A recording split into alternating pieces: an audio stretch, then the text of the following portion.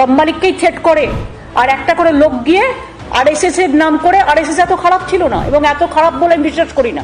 এখন ওদের মধ্যে কিছু ভদ্রলোক আছে যারা বিজেপিকে ওইভাবে করে না সাপোর্ট, তারাও একদিন বাদ ভাঙবে। पश्चिम बंगाल की मुख्यमंत्री ममता बनर्जी ने आरएसएस के समर्थन में ये बयान दिया, जिसमें उन्होंने फ्रंट लाइन में रहकर आरएसएस की तारीफ की। उनके इस बयान के बाद सियासी बवाल जो है वो शुरू हो गया है। कई राजनीतिक दलों ने इस बयान के बाद ममता बनर्जी पर निशाना साधना भी शुरू कर दिया है। बीजेपी और ममता बनर्जी के बीच का जो ये संबंध है वो किसी से नहीं छुपा है।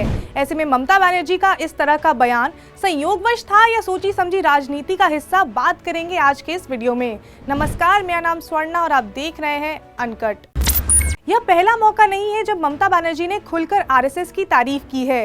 वो स्वर्गीय अटल बिहारी वाजपेयी की एनडीए की सरकार का हिस्सा रही हैं। उस दौरान ममता बनर्जी भाजपा के कई नेताओं और आरएसएस की लीडरशिप से जुड़ी रहीं। 2003 में एक कॉन्फ्रेंस के दौरान ममता बनर्जी ने आरएसएस को देशभक्त बताया था। महीना सितंबर का था। कम्युनिस्ट टेररिज्म की किताब के विमोचन में ममता बनर्जी को बुलाया गया था। मंच पर आरएसएस के कई महान दिग्गज मदन दास देवी, मोहन भागवत, तरुण विजय मौजूद थे। मीडिया रिपोर्ट की माने तो उस किताब के विमोचन में ममता बनर्जी ने मंच पर मौजूद नेताओं के सामने आरएसएस की काफी तारीफ की थी, उन्हें देशभक्त भी बताया था। अब आप सोच रहे होंगे कि तकरीबन 20 साल बाद ममता बनर्जी का आरएसएस से लगाव जो है वो क्यों बढ़ गया है, तो इसकी सबसे बड़ी वजह है बीजेपी का पश्चिम बंगाल में बढ़ता विस्तार। ममता बनर्जी जानती है कि अब उनका सीधा मुकाबला जो है वो भारतीय जनता पार्टी के साथ है, और इसका प्रत्यक्ष प्रमाण हमने 2021 के बंगाल विधानसभा चुनाव में देखा, जहां लड़ाई जो थी वो बीजेपी वर्सेस टीएमसी की थी। तो पॉलिटिकल एक्सपर्ट्स का मानना है कि इस साल बंगाल में पंचायती चुनाव होने हैं और साल 2024 में लोकसभा का घमासान।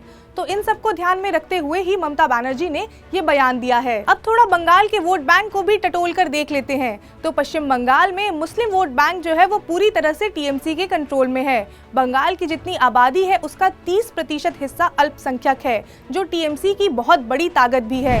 लेकिन पश्चिम बंगाल में बीजेपी का विस्तार हो रहा है और बीजेपी की ताकत जो है वो हिंदू वोट बैंक है। तो राजनीति के खेल में मंझी हुई ममता बनर्जी हिंदू वोट बैंक को बीजेपी के खाते में नहीं जाने देना चाहती हैं, और इस तरह के बयान उसी का सबूत है। बीजेपी और ममता बनर्जी के बीच अब 36 का आंकड़ा है, लेकिन टीएमसी आरएसएस के साथ जो संबंध है वो मजबूत करना चाहती है, और ऐसा अभी से शुरू नहीं हुआ है। पश्चिम बंगाल में पिछले 10 सालों में आरएसएस की गतिविधियां बढ़ी हैं।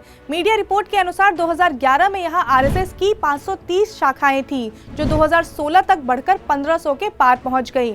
एक्सपर्ट्स के अनुसार 2021 में बंगाल में बीजेपी के परफॉर्मेंस का जो श्रेय या क्रेडिट जो है वो कहीं न कहीं आरएसएस को भी जाता है, और ये बात ममता बनर्जी बहुत अच्छे से समझती हैं, और वो नहीं चाहती कि ऐसा आगे आने वाले पंचायती चुनाव या लोकसभा चुनाव में हो, जिसको लेकर उन्होंने तैयारी जो है वो अभी से शुरू कर दी है। बहरहाल ममता बनर्जी के इस बयान के बाद विपक्ष ने भी उन पर जमकर निशाना साधा।